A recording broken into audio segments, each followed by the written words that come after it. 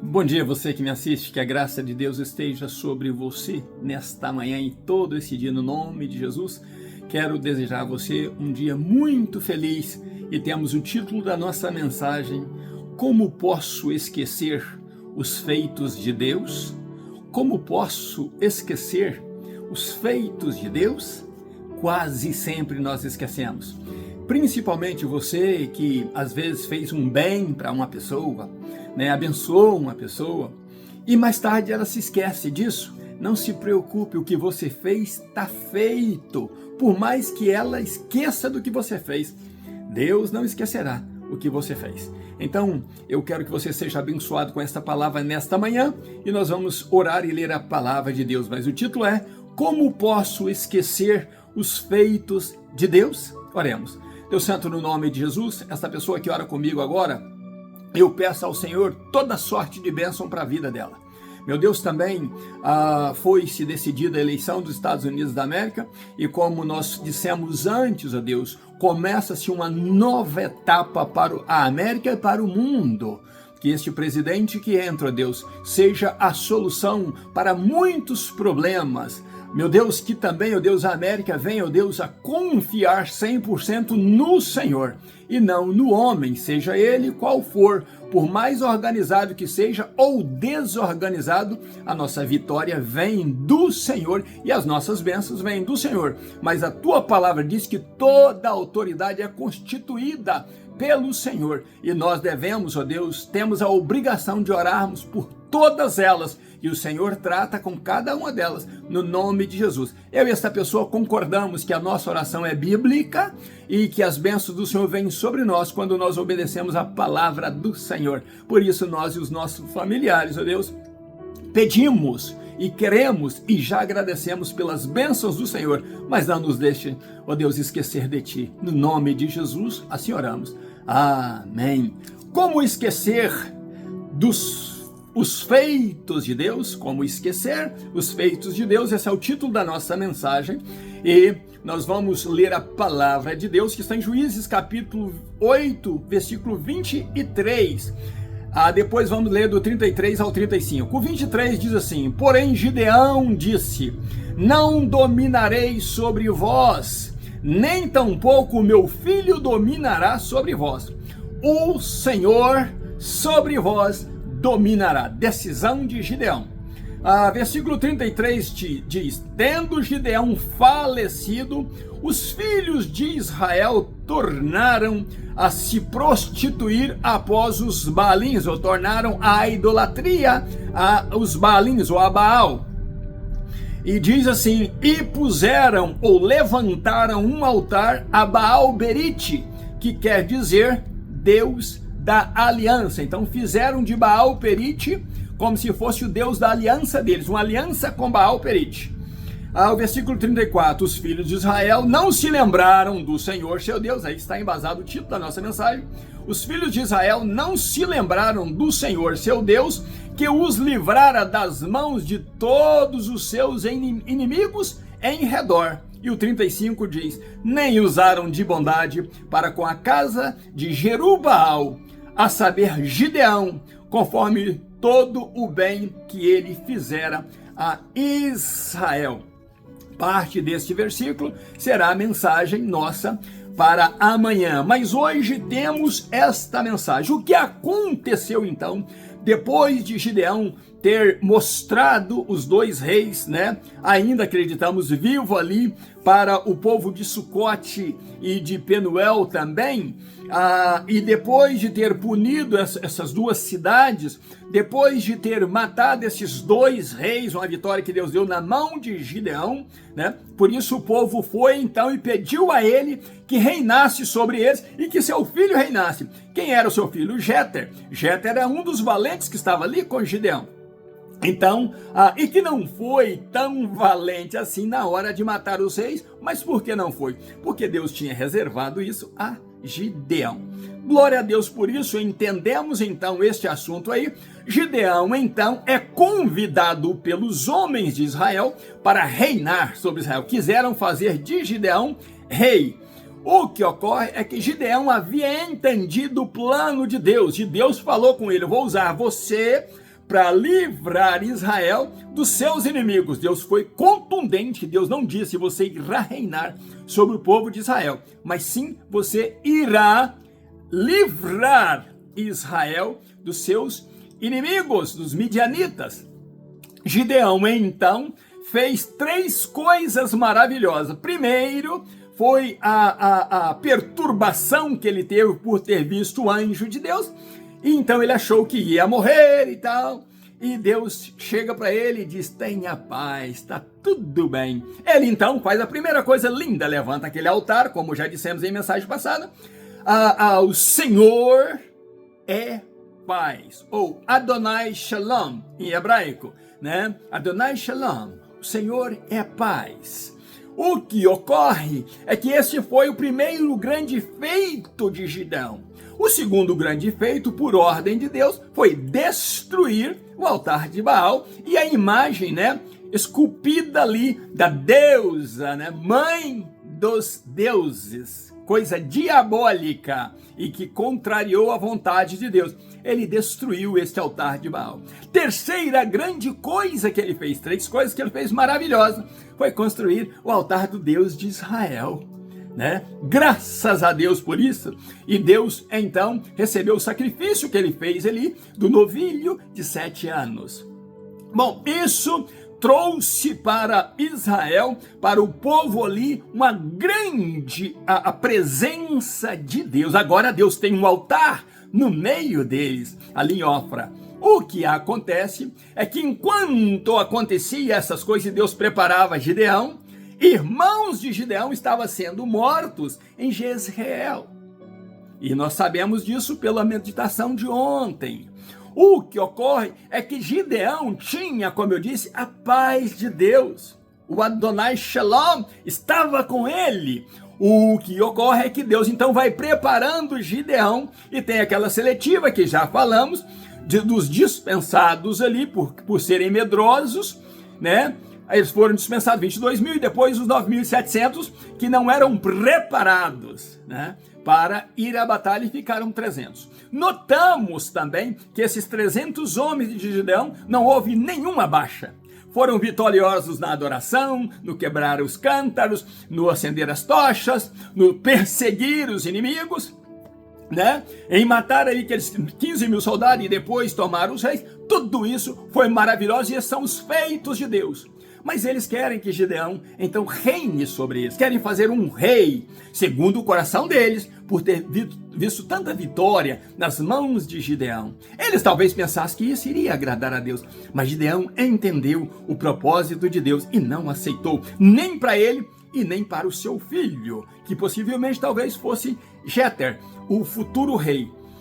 Entendemos que Gideão, não aceitando isso, também entendemos que Gideão não fez por mal, mas queria colocar entre eles ali algo que simbolizasse que foi Deus é quem venceu, e que Deus é que reinaria sobre eles e dominaria sobre o povo. Isso era o intento de Gideão. Então Gideão pede a eles para recolher todos os brincos de ouro que eles despojaram ali dos inimigos. Quero que você saiba também, em detalhe, que aqueles 2 reis, com seus 2 príncipes, que a tribo de Efraim também matou, estavam com planos realmente de reinar, de tomar, segundo o Salmo 83, eu creio que versículo 11 e 12, estava com a intenção de reinar ali mesmo, de destronar Deus e estabelecer o reino deles ali, 2 reis e 2 príncipes, porque eles tinham muito ouro com eles, né? Tinha camelos adornados, então estavam andando como reis realmente para estabelecer novos reinos em Israel, nas terras que Deus dera ao povo. O que ocorre é que Gideão então fala com ele: mas eu quero ter um pedido a fazer a vocês. Consideramos isso como um erro de Gideão por não ter orado a Deus antes. Então ele pede os brincos, e além dos brincos vem muitos outros ornamentos e vestes. Mas o que acontece é que o povo então disse: de boa vontade te daremos o ouro que você precisa. e a Bíblia diz que foram 24,5 quilos de ouro que Gideão colheu ali daquele povo, daqueles que despojaram ali os inimigos, né? Que tomaram os ouros ali daqueles mortos e dos reis, e vestes muito significativas, e outros ornamentos. O que acontece é que Gideão então resolve fazer uma estola sacerdotal. A estola sacerdotal, eu entendo que era uma intenção de Gideão colocar ali um símbolo, para que quando o povo visse aquele símbolo, e principalmente em ouro, simbolizaria a glória que Deus estabeleceu no meio deles. A forma que Deus usou para libertá-los, que foi tudo Deus que fez. Mas Gideão não consultou a Deus para fazer isso. Então, este foi um dos erros de Gideão, que aconteceu dele fazer e o povo começar a venerar muito aquela estola sacerdotal. E o que serviria a estola na visão bíblica e na visão de Gideão? A estola era uma identificação diferenciada. O povo de Israel tem uma estola sacerdotal feita em ouro, colocada em Ofra. Ali está, segundo a mente de Gideão, para que eles lembrem sempre do Senhor e do que o Senhor Deus fez, e que o Senhor seja dominante sobre eles, reine sobre eles. Essa era a intenção de Gideão. O segundo simbolismo da estola sacerdotal é ligação do sacerdote com Deus. Deus estabeleceu o povo de Israel, num geral, como sacerdotes entre as nações. Eles então fariam o quê? Eles teriam uma ligação entre Deus e as nações. É por isso que houve promessa lá para Abraão: bendita será toda a terra através da sua descendência. Ela será bênção para todas as nações. Isso era projeto de Deus, né? Que era essa ligação do sacerdote com Deus, representando, intermediando povos, né? No caso é Israel agora, e Deus. Por isso nosso Senhor veio, né, de Israel, da tribo de Judá, e ele é o leão da tribo de Judá, e glória a Deus por isso em todo o tempo. O terceiro é honra e santidade. Todas as vezes que o povo olhasse para aquela estola sacerdotal, eles tinham que entender o quanto Deus os honrou, mas que eles eram um povo santo, separado, que não tinha altar a Baal no meio deles, e que eles serviriam a Deus. E o quarto ponto que a gente pode notar, o povo tendo a representatividade. Disso é o que nós falamos. O povo iria representar bem Deus. O povo iria representar bem a presença de Deus. A terra toda iria olhar para Israel e dizer: realmente Deus é Deus de Israel. Mas nós temos um fato triste. A veneração foi muito grande. A estola sacerdotal. O povo começou a venerar tanto que a Bíblia diz que o povo então começou a se prostituir. O que é prostituir? É não levar a adoração direta a Deus e começar a venerar um artigo, né? Começar a venerar uma pessoa, ou começar a venerar um carro, ou dinheiro que ele tem. Tem muita gente venerando o que ele tem. Tem muita gente que quando não tinha nada era humilde, era uma pessoa tratável, mas agora a soberba está muito além do que se possa imaginar. Então eles falam com altivez, como donos, como senhores da verdade. E se esqueceram do Deus que os abençoou. Por isso o título da nossa mensagem é: como posso esquecer os feitos de Deus? Tem pessoas que quando morava num casebre, ou quando tinha que trabalhar arduamente, lembrava do seu semelhante, lembrava do seu vizinho, lembrava daquele que pode estar passando por necessidade. Mas agora vive comendo as suas picanhas, os seus filés mignons, os seus manjares, nos seus banquetes, dormindo nas suas mansões, e nem sequer lembra que um dia ele foi tão necessitado como de muitos que existem por aí. E se esqueceram dos feitos de Deus. Como é triste ver as pessoas agora indo para o inferno, mesmo dizendo ser cristãos, indo para o inferno porque esqueceram do que Deus fizera a eles. eu faço aquela oração que o homem de Deus fez: Senhor, não me dê pouco para que eu não lance a minha mão à corrupção, mas não me dê também demasiado para que eu não vá me ensoberbecer e me afastar de ti. Senhor, dá-me o suficiente para viver. Meu irmão e minha irmã, quem é suficiente na tua vida é Deus, não é o que você tem ou o que você deixa de ter. Se você for buscar no YouTube a fé não fingida, você vai ver ali grandes testemunhos. Eu gosto de falar deste vídeo. Orientei uma pessoa a buscar ontem, um pastor, a buscar esse vídeo. A fé não fingida. E você vai ver grandes testemunhos de pessoas simples, mas que quando elas abrem a boca, você pode ouvir e olhar para a face delas, e você vê o brilho da glória de Deus nelas. Pessoas antigas, velhas, que estão ali falando de quem Deus foi e é na vida delas. Mas a juventude atual, a nossa geração, e estou dizendo a nossa, porque dos 60, 65 anos para baixo, tem muitos desviados da verdade, muitos, achando que está no caminho certo. Eles blasfemam contra Deus, blasfemam contra as autoridades, blasfemam contra os homens de Deus, criticam, zombam. A falta de respeito é muito grande. E eles pensam que estão indo para o céu, mas será mesmo que estão indo para o céu? Como posso esquecer os feitos de Deus? E então Gideão morre, já velho. A Bíblia diz que nos 40 anos seguintes teve paz para Israel. Os inimigos abaixaram a cabeça e nunca mais levantaram a cabeça, esses inimigos ali, contra Israel. E então Gideão morre farto de dias e é enterrado lá no sepulcro do seu pai. Entende-se também que seu pai também morreu de velhice. Morreu vendo ali um filho que foi usado por Deus para então libertar Israel. Agora tem um povo ali que se esqueceu de Deus, segundo o que lemos. Abandonou as coisas de Deus e voltaram a servir os Baalins. O que é Baalins? Vários Baals juntos. E eles vão lá e edificam um altar a Baal-Perite. E colocam lá que Baal-Perite é o Deus falso, claro, né? Deus com letra minúscula. O Deus da aliança. Esqueceram-se da aliança que Deus fizera com eles. E como Gideão fez no pensamento dele, talvez para o bem, aquela escola sacerdotal, a Bíblia diz que isso serviu para peso à casa de Gideão.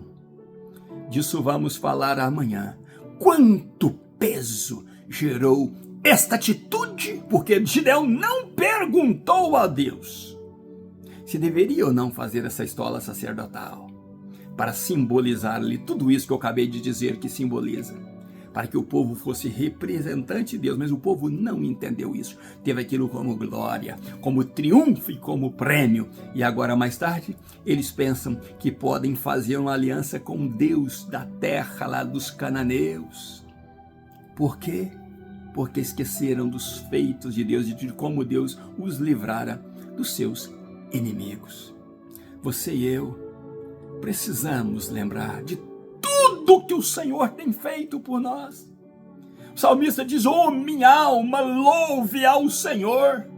Você desperta pela manhã, louve ao Senhor. Quando eu vou ao banheiro pela madrugada, eu vou orando e volto orando para a cama, porque eu tenho que louvar o meu Deus, o Deus da minha salvação. A minha esperança está nele. Se eu fechar os olhos e meu coração nunca mais bater, nunca mais pulsar, a minha esperança está em Deus. Ele é o Deus que mandou seu Filho, que veio de Israel, dentre os judeus, para dizer para mim que há esperança de um lar na glória, de viver uma vida eterna e não ir para o inferno, sofrer no fogo eterno, enquanto tem muitos que se esqueceram dos feitos de Deus. Abandonaram os feitos de Deus. Por quê? O que aconteceu com eles? Será que, esquecendo os feitos de Deus, agora eles não estão usando o Baal Mamon, o Deus do dinheiro? não estão usando a soberba que teve em Lúcifer, lá ainda no céu, que por ser um querubim ungido, começou a pensar que ele podia também ser Deus, se autopromover. É muito triste quando nós esquecemos que este Deus maravilhoso nos abençoou tanto e nós voltamos as costas para Ele. Deus se entristece. E Deus, quando o povo começa a idolatrar novamente, o povo vai sofrer novamente. E a paz se vai de Israel. E começa então a turbulência muito grande, justamente na casa de Gideão. E disso vamos falar amanhã. Mas a Bíblia diz que Gideão teve um número de filhos que a Bíblia diz. Estudando, eu apareceu mais um filho nos meus pensamentos que Gideão teve, que a Bíblia não diz de onde ele veio, mas eu tenho as minhas imaginações e disso vamos falar em estudos próximos. Mas eu quero que você aprenda a palavra de Deus. Eu quero que Deus, quando me use, eu saia daqui de onde estou na sua frente, consciente de que eu te entreguei a palavra de Deus e que ela mudou a tua vida e mudou a tua história. Por isso que cada manhã eu oro por você, para Deus entrar no teu coração, na tua mente, porque eu tenho a obrigação de te pregar que Deus é verdade, que Deus é pureza, que Deus é santo e que Ele garante a tua vitória, mesmo que ela seja árdua, mesmo que ela seja feita como os 300 valentes de Gideão, com fome, com cansaço, mas a vitória vem. E o ouro de Deus vem, o ouro da glória de Deus vem na sua vida.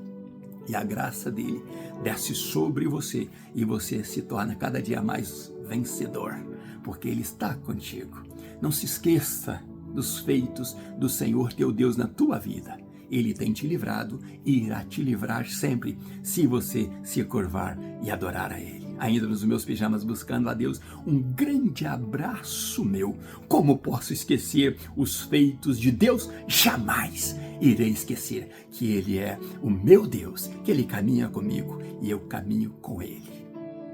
Um abraço meu e até amanhã, se Deus quiser. Pastor Riva Martins. Deus abençoe você e família, em nome de Jesus.